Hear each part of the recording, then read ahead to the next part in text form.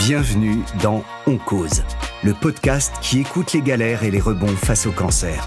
Dans cet épisode, découvrez les témoignages sincères et les parcours de vie de jeunes adultes touchés par la maladie, accompagnés d'un intervenant professionnel. Le tout sans tabou. Ce podcast vous est proposé par le Comité du Bas-Rhin de la Ligue contre le cancer. Retrouvez en description tous les liens utiles sur les dispositifs et accompagnements abordés dans l'épisode. Bonne écoute! Bonjour à toutes et à tous et bienvenue dans ce nouvel épisode de On Cause. Je suis Amélie, l'animatrice du podcast. Aujourd'hui, je vous propose d'aborder une question importante. Faut-il parler de son cancer dans un contexte professionnel ? Que ce soit en emploi ou en entretien, faut-il l'évoquer et comment aborder le sujet ? Pour répondre à cela, je suis accompagnée de Ginny, jeune adulte touchée par le cancer. Bonjour Ginny. Bonjour Amélie. Merci pour ta présence. Et à mes côtés également, Julie Dole, psychologue du travail à la Ligue contre le cancer. Bonjour Julie. Bonjour Amélie. Bienvenue à toutes les deux. Pour commencer, Ginny, est-ce que tu peux nous parler de ton parcours et notamment qu'est-ce qui s'est passé à l'annonce de ton diagnostic ? Oui, bien sûr. Alors, j'ai suivi une scolarité assez classique et linéaire. Les années collège s'enchaînent, les années lycée. À la fin du lycée se pose la question de mon orientation professionnelle. Alors moi, je suis assez perdue. J'avais en tête que le bac, passer le bac. Après, je savais pas. Donc, j'ai suivi un petit peu ce que voulaient mes professeurs. Étant bonne élève, j'ai fait 1 an en cours préparatoire aux grandes écoles. Après ça, j'ai passé mon concours première année commune aux études de santé. Et jusqu'au 3e année de pharmacie. Donc on est là en octobre 2016, un petit peu par burn-out, par fatigue, un début de dépression et voilà de perte un petit peu de sens dans ma vie. Je décide de faire une pause. Je rentre chez mes parents qui habitent un petit village dans le nord de l'Alsace. Je me suis dit, allez, 1 semaine, 2 semaines, je prends un peu de repos. Au final, ce repos s'enlise, ça devient de plus en plus grand. Je commence à avoir les premiers symptômes au mois de février-mars 2017. À ce moment-là, il y a une errance médicale qui se crée quand même. Donc, on va me dire que j'ai des otites, que c'est des simples maux de tête, qu'il n'y a rien de grave. Donc, comme ça, les médecins se renvoient la balle pendant à peu près 6 mois. Et le diagnostic est donc tombé fin juillet 2017.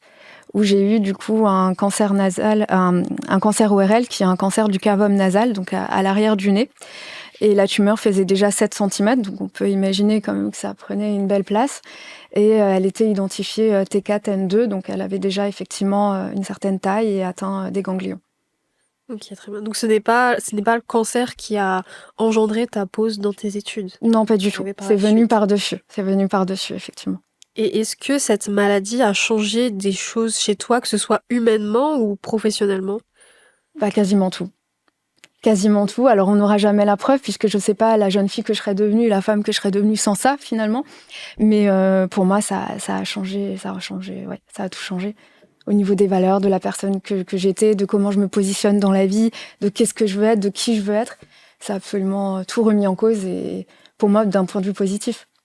Oui, tout à fait, parce que donc tu as fait des études de pharmacie. Oui. Ensuite, tu as donc redéfini ton projet professionnel. Oui. Et là, tu as passé une formation pour devenir... Alors, c'est ça. Le projet professionnel s'est affiné au fil des années. Je savais que je voulais travailler vers quelque chose qui avait du sens, vers l'accompagnement, l'humain, le social. J'ai eu plusieurs expériences. Globalement, une grosse partie de mon parcours est dans l'univers du médico-social. Et récemment, donc en début janvier 2025, j'ai eu mon titre professionnel de conseillère en emploi et en évolution professionnelle. Et aujourd'hui, tu es en recherche d'emploi, c'est bien ça ? Oui, c'est ça. Donc rentrons à présent dans le cœur du sujet. Faut-il parler de sa maladie dans un contexte professionnel ? Toi, Ginny, qu'est-ce que t'en penses ? Qu'est-ce que tu fais ? Alors, il ne faut pas. Je pense que le plus important, c'est toujours d'être en accord avec ses valeurs et avec qui on est, auquel stade on en est.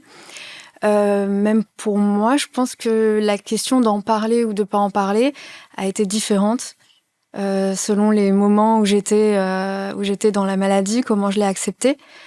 Ce que je fais aujourd'hui, je ne veux pas le mettre directement sur le CV. Pourquoi ? Pour 2 raisons. Parce que je suis une personne avant tout.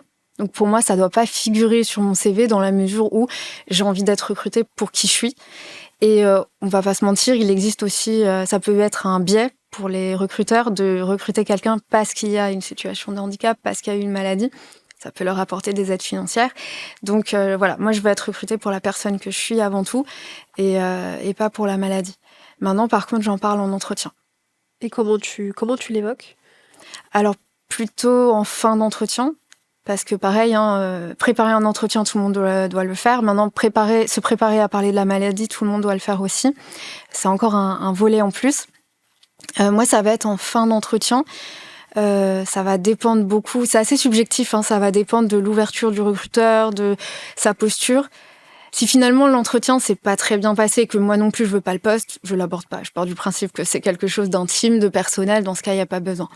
Si vraiment le poste me plaît et m'intéresse, je vais sans doute évoquer la possibilité de temps partiel, d'horaires assez aménageables. C'est-à-dire que j'aime bien l'idée de, si j'ai un rendez-vous médical, je peux partir 1 heure plus tôt.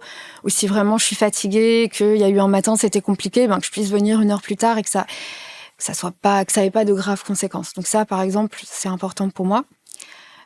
Ensuite, j'évoque aussi les prothèses auditives, qui sont une conséquence de mes traitements. Donc ça, j'aime bien en parler aussi. Ça permet d'être transparent finalement sur qui on est. Et est-ce que tu parles de cancer ou juste de maladie? Non, je crois que j'évoque jamais le mot cancer. J'évoque jamais parce que, je sais pas, c'est inconscient. Je parle de maladie. Ok. Je parle de maladie. Parce que Julie, est-ce qu'il est important de se préparer à l'entretien? Parce qu'il y a des questions qui peuvent arriver, notamment s'il y a un trou dans le CV ou autre. Oui, alors pour rebondir sur ce que tu disais, Ginny, c'est vrai qu'il n'y a pas d'obligation d'en parler. C'est vrai que c'est souvent des questions qu'on nous pose, c'est je fais face à cette situation-là, mais que ce soit dans le cadre, comme toi, d'une recherche d'emploi ou dans le cadre d'un arrêt de travail, d'une reprise de poste, la question c'est, j'ai eu ce parcours-là, j'ai eu un cancer, est-ce que je dois en parler ou pas? Et donc effectivement, la première réponse déjà à cette question, c'est de dire non, vous n'êtes pas obligé d'en parler, et c'est plutôt, est-ce que vous avez envie d'en parler? Et si vous avez envie d'en parler, comment on en parle? Comment est-ce que vous souhaitez en parler? Et là, effectivement, ça va dépendre de la situation. Ça va dépendre aussi du timing. Parce que finalement, il y a aussi des moments en fait, où on se sent pas, à l'heure actuelle, d'en parler, mais pour plein de raisons différentes, effectivement. Parce que le diagnostic est arrivé et effectivement, en parler maintenant, c'est super compliqué parce que tu as parlé d'acceptation. Il faut déjà l'accepter soi-même. Parce qu'une fois qu'on l'a accepté, ou du moins une fois qu'on doit en parler aux autres, on devient l'annonceur de quelque chose auprès des autres. Donc effectivement, ce timing-là, il est aussi super important et aussi super différent en fonction des personnes. Chaque situation est différente, aucune situation n'est similaire, même si on a à peu près le même type de cancer, même moment, entre guillemets, finalement, il y a des personnes qui vont en parler très vite, il y a des personnes qui vont attendre un peu plus, qui vont en parler de manière différée. Et finalement, tout est OK. C'est juste comment est-ce que tu as envie de te positionner, comment est-ce que la personne, en fait, elle a envie de se positionner par rapport à ça et qu'elle soit en accord avec ses valeurs et avec ce qu'elle a envie d'en dire. Ok, parce que la question du trou dans le CV, est-ce que c'est quelque chose qu'on t'a déjà demandé? Moi, j'aime en parler parce que il y a une question d'honnêteté de qui je suis. Et si j'ai envie de postuler, j'ai aussi envie de montrer qui je suis. Mais il y a aussi des questions qui viennent, comme tu le disais, de la part des recruteurs. C'est quelque part, j'ai pas vraiment le choix parce qu'il y a eu cette période, fin 2016 à début 2018, si on considère que toute l'année 2017 j'étais en traitement, où il y a un trou. Où il y a un trou qui correspond à aucune expérience bénévole, à aucune formation et à aucun emploi. Donc forcément, on se pose la question, mais qu'est-ce que vous avez fait? Et souvent, en plus, la question se pose avec une certaine connotation négative, c'est-à-dire surtout quand on est jeune, les gens se disent forcément, elle a rien fait pendant 1 an, elle avait pas envie, il y a forcément quelque chose de négatif. Donc on se sent ce devoir de se défendre en fait. Ce devoir de se défendre, mais en même temps, c'est paradoxal parce qu'on n'a pas envie de trop en dire non plus, parce que finalement, un recruteur, c'est quelqu'un qu'on rencontre là, pendant 30 minutes, on n'a pas envie de lui raconter notre vie, mais en même temps, on se sent obligé de se défendre. Et quand tu décidais d'en parler, est-ce que tu as déjà fait face à des réactions mal placées, à des remarques, ou tu sentais que cette information que tu donnais mettait un frein à ton recrutement? Alors, je pourrais pas répondre à 100% que c'est un frein, puisqu'il faudrait voir après les statistiques si, quand je suis pas prise, est-ce que c'est vraiment à cause de ça ou pas. On ne saura jamais. Ça reste un milieu qui est un peu tabou, la maladie, donc c'est vrai que les recruteurs, ça les met mal à l'aise. Oui, il reste une incompréhension. Alors, quand je dis pas le mot cancer, alors si je dis le mot cancer, il y a une sorte de pitié qui vient et le dialogue se ferme complètement. comme si on avait abordé quelque chose de grave alors que je suis devant vous et que ça va bien. Si je reste floue, alors dans ce cas, on va me demander, mais pourquoi tu veux un temps partiel à ton âge? On n'est pas fatigué à ton âge, c'est maintenant qu'il faut travailler, c'est maintenant qu'il faut se construire. Souvent, les recruteurs sont plus âgés. Donc, ils sont là à 50, 55 ans à se dire, moi, j'ai le droit d'être fatiguée, mais toi, pourquoi tu veux rien faire? Il y a surtout ça. Aussi, il y a ce qui me blesse énormément, c'est quand on revient un petit peu sur mon parcours précédent d'études, et ce pourquoi je postule aujourd'hui, on me dit souvent, c'est dommage.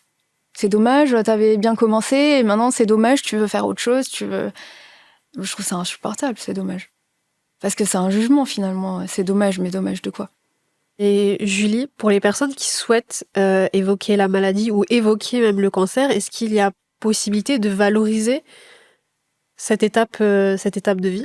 C'est, comme tu disais, Ginny, quelque chose qui revient très spontanément. On se dit, tiens, là j'ai un creux, tu parlais d'un an et demi, on se dit, oula, comment est-ce qu'on va m'interroger là-dessus?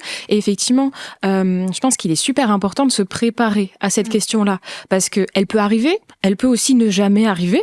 Il y a aussi des recruteurs qui vont jamais poser la question sur ce creux, parce qu'à l'heure actuelle, on considère aussi qu'on a de plus en plus des parcours professionnels ou des parcours de vie qui peuvent être fragmentés, parce que aussi les mentalités évoluent, on n'a plus les mêmes parcours qu'auparavant, on fait peut-être plus 40 ans dans la même entreprise comme ce qu'on avait peut-être l'habitude de faire auparavant, mais effectivement, c'est surtout de savoir comment est-ce qu'on a envie d'en parler, et effectivement, si j'en parle, comment je vais en parler? Est-ce que je souhaite justement mettre en avant des qualités humaines que j'ai pu développer peut-être suite à ce parcours-là, parce qu'il y a quand même beaucoup, par exemple, de capacité d'organisation, d'empathie, d'écoute, en fait, que chacun peut développer au long de son parcours.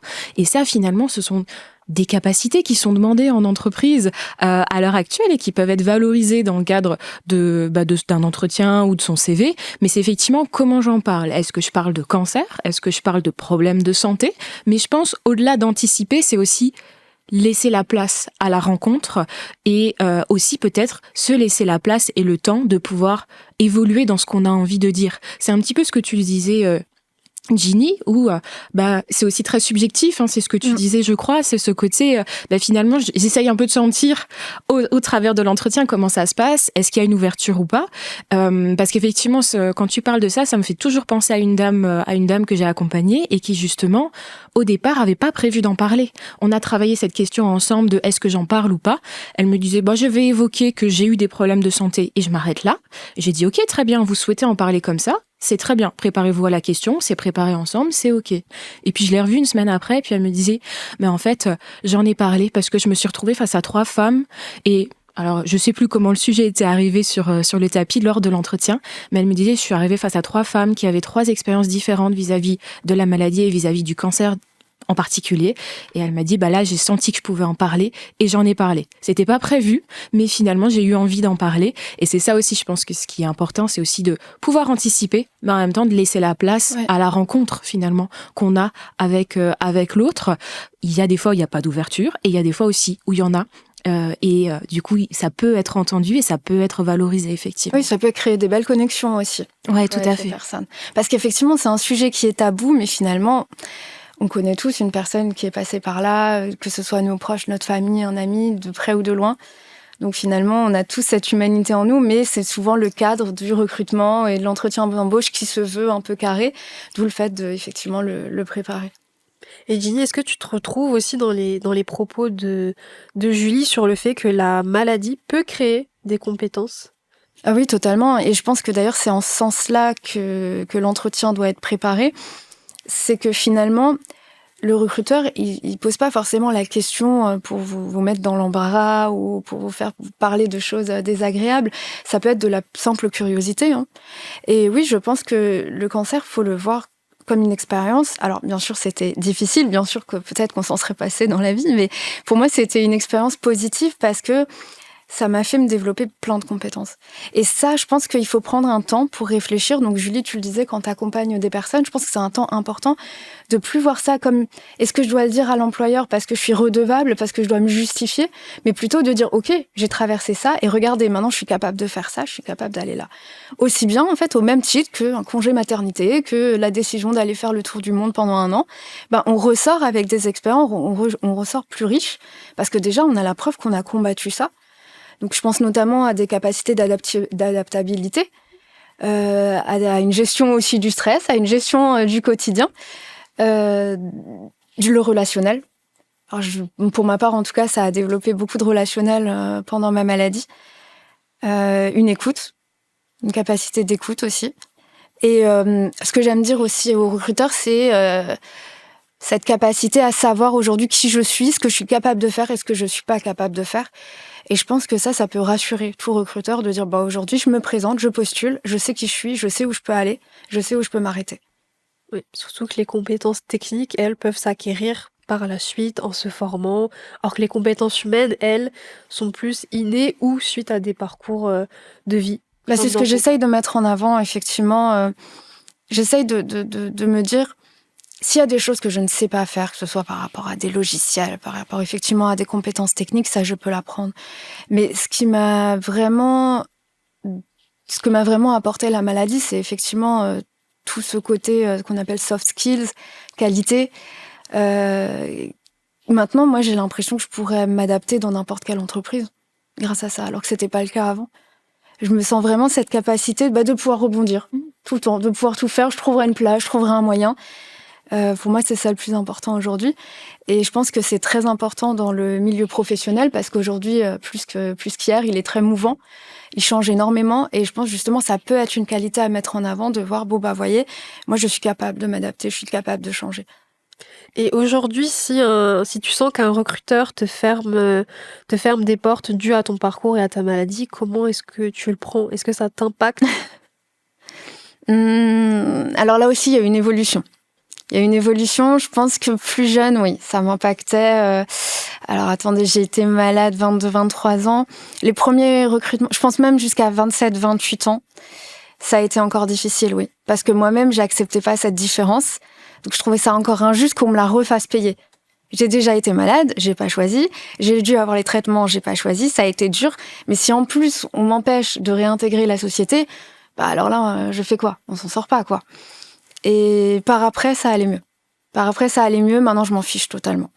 Parce que j'ai perdu, en fait, cette envie de devoir changer le monde. J'ai pas envie de changer tous les états d'esprit. Les états d'esprit vont changer, mais c'est pas à moi de le changer. Ça va se faire avec les années. C'est en train de se faire. Mais moi, j'ai pas la force de me battre pour ça. Moi, je me bats pour moi. Je me bats pour construire la vie que moi, j'ai envie d'avoir. Maintenant, si des personnes extérieures ne veulent pas le comprendre, elles feront pas partie de ma vie, mais c'est pas grave. Après, c'est une rencontre, hein. C'est bien ce qu'on disait. Effectivement, en fait, un entretien, ça reste au départ une rencontre entre deux personnes. Et effectivement, des fois, il y a des ratés dans les rencontres. C'est pas le moment. Il y en aura d'autres. Effectivement, des fois, on a beau mettre toute la bonne volonté de son côté pour dire, voilà, j'ai vraiment bien préparé, je me suis vraiment appliquée. Si en face, la rencontre ne se fait pas, en fait, ça ne matche pas. Et puis voilà. Et puis, comme tu disais, c'est souvent une histoire de timing aussi. Parce que c'est ce qu'on entend dans ton expérience d'Uni, c'est qu'il y a ce côté au départ, ok, ça m'a affecté un peu. Puis maintenant, j'ai un autre recul. Je vois aussi la plus-value, parce qu'on parle d'apport, on parle de soft skills, de compétences humaines, on a plein de synonymes finalement pour parler de tout ça. Mais c'est vraiment ce côté, la plus-value qu'on peut apporter en tant que personne par rapport à ce qu'on a pu vivre. Mais c'est vraiment en tant que personne, et c'est ça qui est super important. Effectivement, c'est avec le recul, parce que moi, je me dis, c'est pas dans l'année de mes traitements, même l'année d'après, où je me disais, c'est super, ça va être une super expérience. Là, c'est sûr que mon cancer, pour moi, c'était juste un grand obstacle et je le voyais pas différemment. Donc, c'est à force de rencontres et à force de recul et des années qui passent que j'ai réussi à avoir ce discours aujourd'hui. Et dans ton cas, Ginny, donc la maladie est survenue lorsque tu étais en pause dans tes études, mais tu n'avais pas encore eu de premier emploi. Oui. Mais il arrive que le cancer survienne quand une personne est en emploi, et souvent quand on est jeune adulte, ça peut être le premier emploi, voire même la période d'essai. tout simplement une première expérience professionnelle où il y a déjà beaucoup de pression, l'envie de bien faire. Et donc Julie, est-ce que tu as des conseils pour ces personnes qui font face à cette étape ? Alors c'est vrai que c'est super angoissant, d'autant plus lorsque c'est le premier emploi ou que c'est peut-être un CDD, tu parles de période d'essai par exemple, c'est vrai que ça rajoute une certaine angoisse supplémentaire en se disant bah mince, je viens d'arriver dans l'entreprise, ça fait genre 2 mois que je suis là et puis je suis obligée de me mettre en arrêt parce qu'en fait il y a eu ce diagnostic qui est tombé, il y a les traitements qui vont commencer et du coup ça pose beaucoup de questions. À savoir de toute façon que dans le cadre de l'arrêt de travail qui est prescrit par le médecin, la raison de l'absence de la personne n'est pas mentionné. En tout cas, le volet qui est transmis à l'entreprise n'a pas connaissance de pourquoi la personne est en arrêt. Mais j'entends effectivement, c'est souvent des retours qu'on a, que ça angoisse finalement de se dire ça fait quelques mois que je suis arrivée ou j'ai un CDD de 6 mois et puis au bout de 2 mois je suis déjà effectivement obligée de me mettre en arrêt et donc effectivement ça pose beaucoup de questions. Posera aussi bien sûr la question on en parle effectivement de est-ce que j'en parle ou pas, est-ce que j'ai envie d'en parler, est-ce que j'ai envie d'en parler à mon manager, est-ce que j'ai envie d'en parler à mes collègues, est-ce que j'ai peut-être pas envie d'en parler à des collègues plus éloignés avec qui je travaille une fois dans l'année. Donc tout ça effectivement en fait ça se prépare et ça s'anticipe. Ça s'anticipe aussi par rapport au dispositif dont on pourrait avoir besoin dans le cadre de la reprise du poste. Et il y a aussi d'autres acteurs clés, par exemple comme la médecine du travail ou comme d'autres dispositifs qui existent, les rendez-vous de liaison, les visites de pré-reprise, etc. Donc en fait, il y a plein de ressources qui sont disponibles, mais ça s'anticipe et ça se prépare. Et c'est vrai que c'est souvent... cette étape-là, ce timing-là, il est variable aussi en fonction des personnes.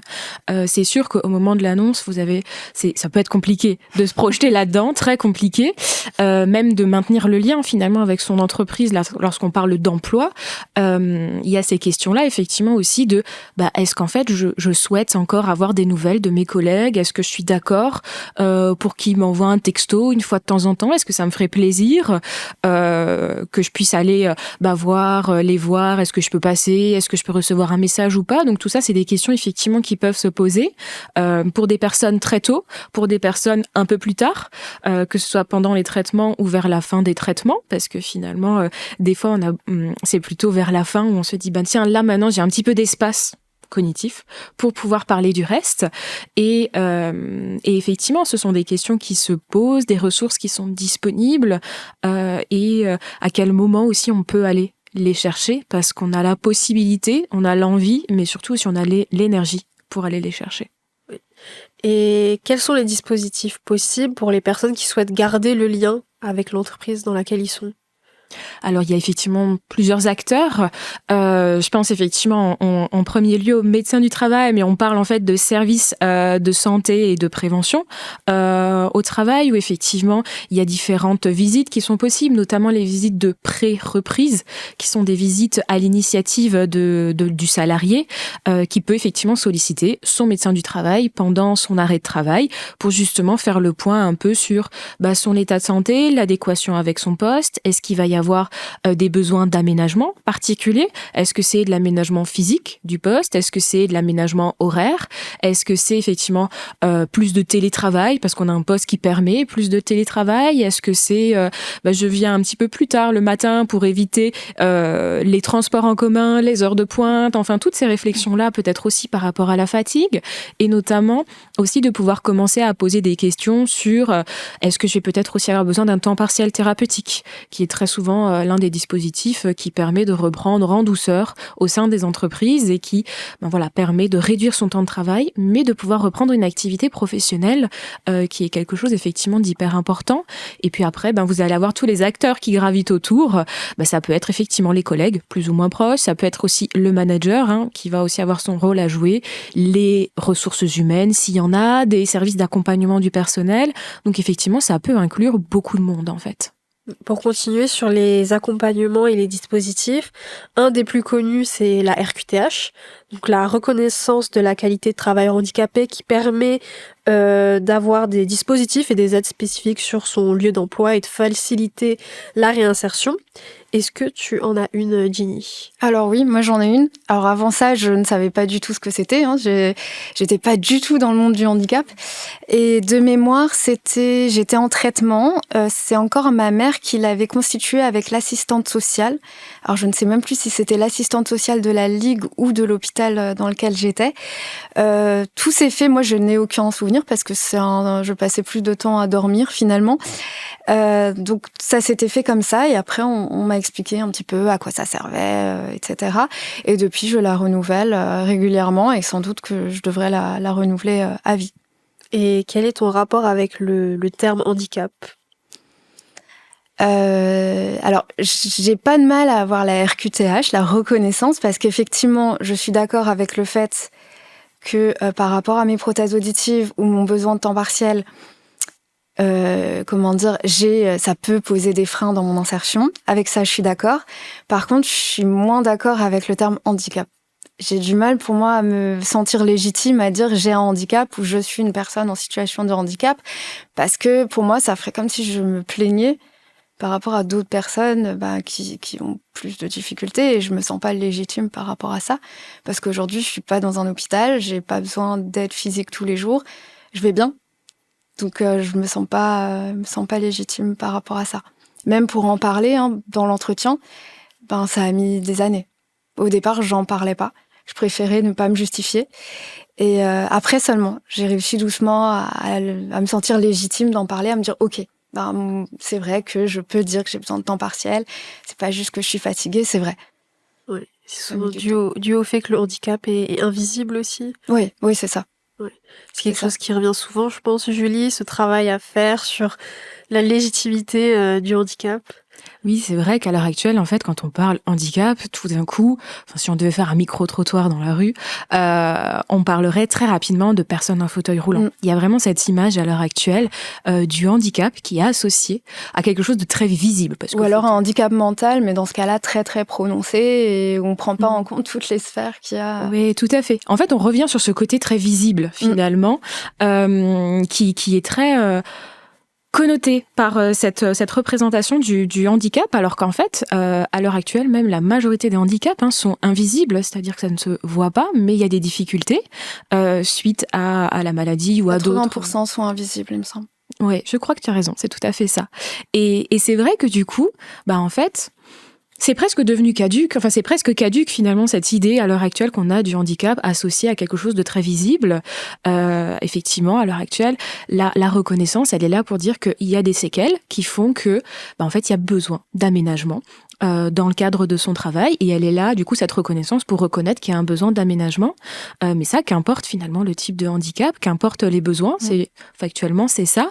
Et c'est vrai que, du coup, c'est dans le cadre du cancer, ces séquelles-là, elles peuvent être fluctuantes, elles peuvent être invisibles, elles peuvent être plus ou moins visibles, ça dépend des moments également.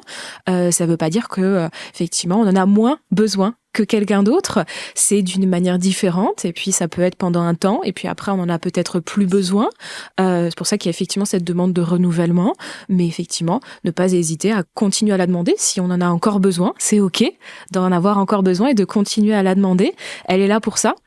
Et du coup, effectivement, c'est un des dispositifs qui est super important à mobiliser et dans laquelle, effectivement, ça peut être compliqué de se retrouver par rapport, comme on disait, à cette image du handicap, mais qui finalement peut être demandée par toute personne ayant eu un cancer et qui a besoin d'aménagement pour reprendre ou pour démarrer sa vie professionnelle.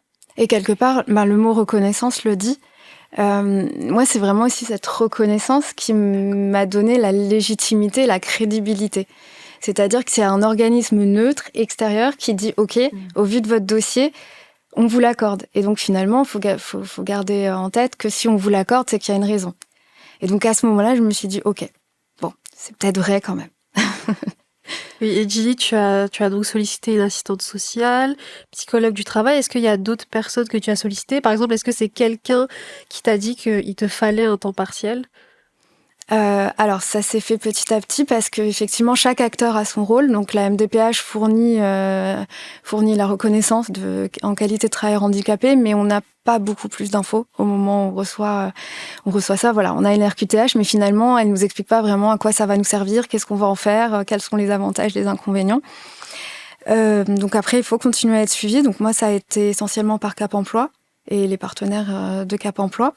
Et ensuite, le RESI aussi, Relais Emploi Santé Insertion, donc qui, eux, vraiment permettent de faire le point entre aujourd'hui, votre état de santé, vos besoins, ce que vous êtes en capacité de faire, vos contraintes, et le poste que vous visez, ou l'emploi, ou le domaine que vous visez, et comme ça, d'optimiser votre projet professionnel aussi en fonction de ça. Et c'est donc au RESI qu'un médecin t'a dit que il te faudrait plutôt un temps partiel ? Alors, j'ai rien dit du tout. C'est un peu l'idée du RESI, en fait. C'est-à-dire qu'il vient, donc on y va. Je viens avec tous mes dossiers médicaux, donc tout le passif qui concerne le cancer ou autre, tous les bilans. Et alors, il se prend une bonne demi-heure déjà pour éplucher un peu le dossier. Et il fait un bilan suite à ça et à la première rencontre et entretien avec vous. Et à ce moment-là, il préconise des bonnes conduites ou ce qu'il faudrait faire. Voilà. Mais le but, effectivement, c'est pas que ce soit moi qui ai l'influence, et c'était d'ailleurs toute ma curiosité. C'était que juste à la vue de mon dossier, qu'est-ce qu'il en pense ? Ok, très bien. Et Julie, est-ce qu'il y a d'autres dispositifs ou accompagnements pour chercher un emploi ou retourner dans un emploi ? Alors, on a déjà parlé de certains, je veux dire, c'est vrai que Cap Emploi, effectivement, tu l'as mentionné, Ginny, c'est vrai que c'est aussi un acteur assez incontournable, finalement, et notamment à partir du moment où on a la fameuse reconnaissance en qualité de travailleur handicapé. C'est vrai que eux, par exemple, accompagnent sur les deux volets. Vous avez tout un service, du moins, il y a tout un service qui va accompagner pour les personnes qui sont en recherche d'emploi avec différents dispositifs. Ils travaillent avec d'autres partenaires au niveau des territoires, pour pouvoir proposer par exemple des bilans de compétences lorsqu'on a besoin de refaire un peu le point sur son projet, mais après aussi tout l'accompagnement finalement qu'ils peuvent proposer sur du maintien dans l'emploi. Donc là, on va plutôt être sur le côté en emploi. Donc effectivement, qu'est-ce que eux peuvent proposer pour faire en sorte peut-être d'accompagner sur de l'ergonomie de poste, faire en sorte finalement que le poste soit adapté à la personne et non pas l'inverse, que la personne s'adapte au poste. Donc effectivement, ce sont aussi des possibilités. On a parlé du médecin du travail également, effectivement, lorsque on est en emploi, qui sont effectivement un service et des acteurs clés pour pouvoir aménager ou faire en sorte que les conditions de travail se passent au mieux pour pouvoir reprendre. On a parlé bien sûr du collectif de travail.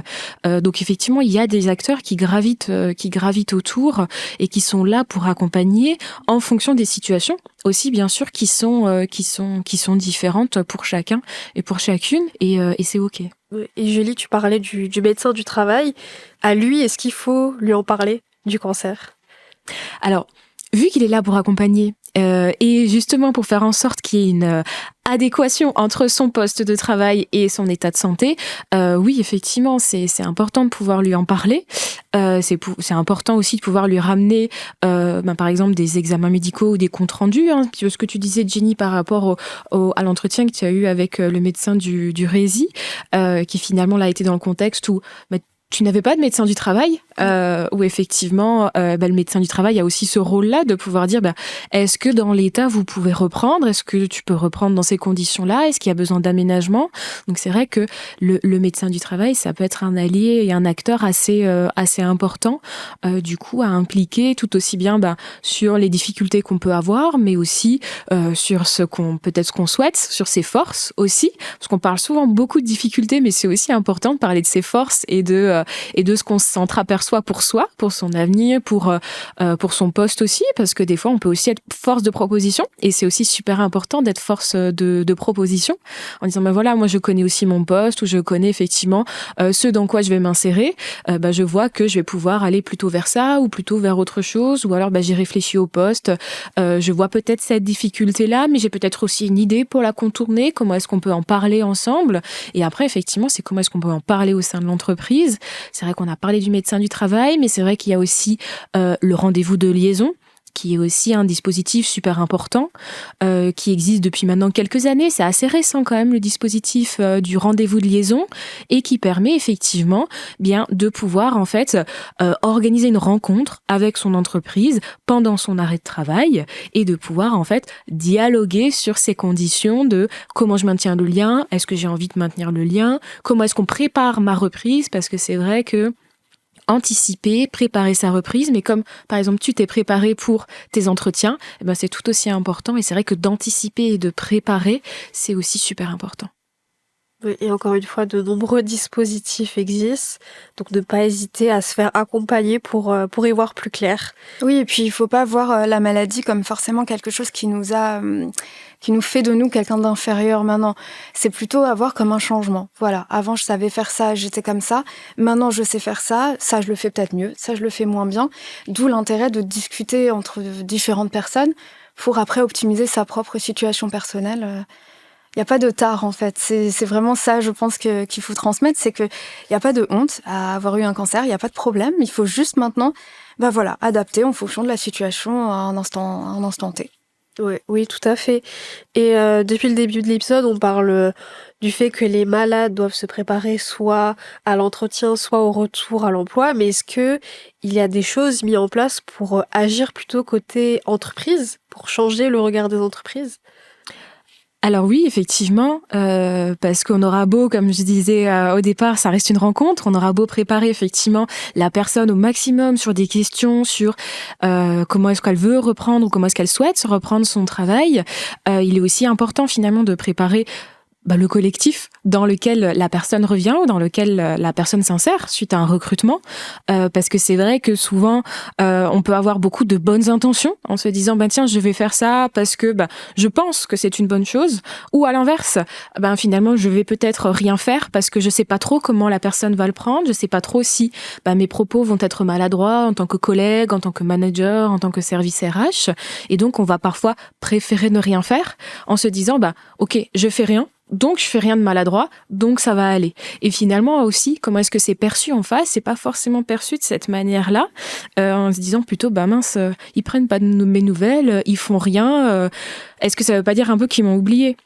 Ou que effectivement, est-ce que j'ai encore une place quelque part ? Est-ce que je suis toujours un collègue finalement de travail ? Est-ce que j'appartiens un peu toujours à ce collectif de travail ?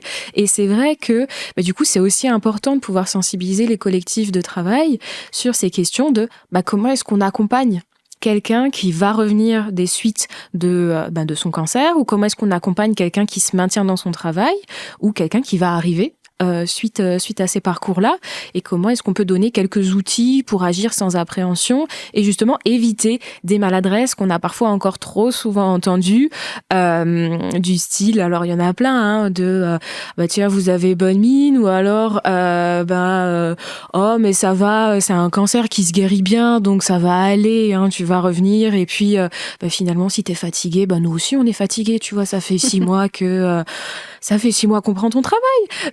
Mais effectivement, voilà, comment est-ce que nous aussi on peut apporter notre pierre à l'édifice en disant à l'heure actuelle, oui, le cancer, ça peut faire peur, ça peut activer certaines choses, mais ça change, il y a beaucoup de choses qui évoluent, et effectivement, comment est-ce qu'on peut accueillir quelqu'un qui va revenir ?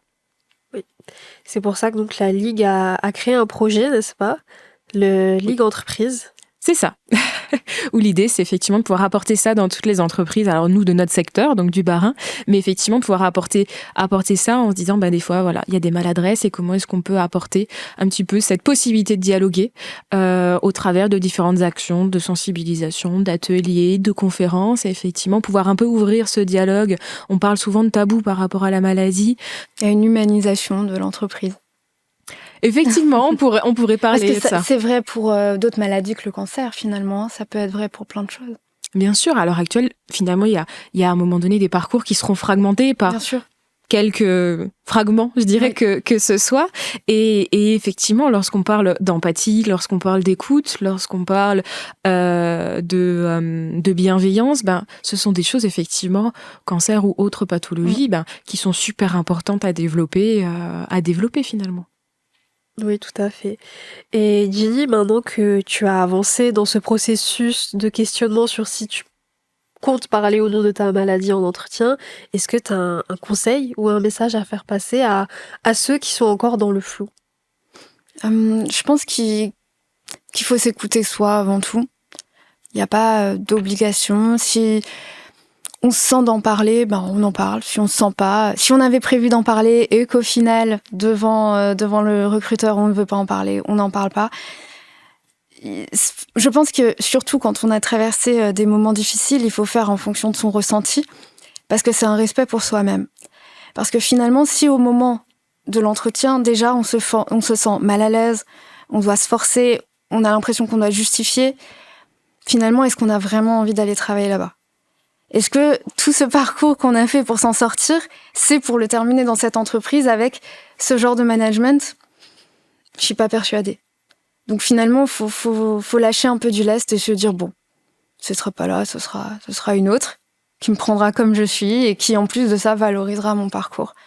Je pense que c'est vraiment ça l'objectif. Oui, merci pour ce beau message, Ginny. Et Julie, as-tu aussi un dernier conseil? Je dirais effectivement un peu comme ce que disait Ginny, il y a vraiment ce côté, ça s'anticipe finalement et ça se prépare, tout en laissant de la place à la rencontre, bien sûr, mais c'est important effectivement de se préparer et surtout d'être accompagné dans cette préparation, parce que finalement on a beau essayer de réfléchir de son côté, on a parfois aussi besoin d'un regard extérieur, d'être un peu accompagné sur ce chemin-là ou sur les embranchements de chemin qu'on a et quel chemin on va décider de choisir. Et donc c'est vrai que pouvoir préparer, anticiper et surtout être accompagné, c'est super important. Pour moi, c'est même indispensable parce que le monde de l'entreprise est un monde où il y a quand même beaucoup de codes. Encore aujourd'hui, il y a tous les codes de l'entreprise. Même l'entretien en lui-même a des codes. Un entretien aussi, si c'est pas un entretien d'embauche, un entretien avec un manager, par exemple, a aussi des codes de bonne conduite. Et donc, l'accompagnement a été essentiel pour moi aussi parce que la personne extérieure qui m'a accompagnée m'a donné un double regard. Mon regard à moi, qui vient postuler dans l'entreprise, mais aussi le regard du recruteur en face. Et ça m'a permis aussi d'avoir que lui, non, il n'est pas juste là à juger, mais que lui aussi, il veut embaucher une personne, il veut pouvoir lui faire confiance, il veut pouvoir être sûr que ça matche bien avec son équipe, etc. Et on le comprend. Et donc finalement, moi j'ai dû être accompagnée effectivement toutes ces années-là pour aujourd'hui arriver à sortir un discours et à être à l'aise avec la maladie et en parler en milieu pro. Oui.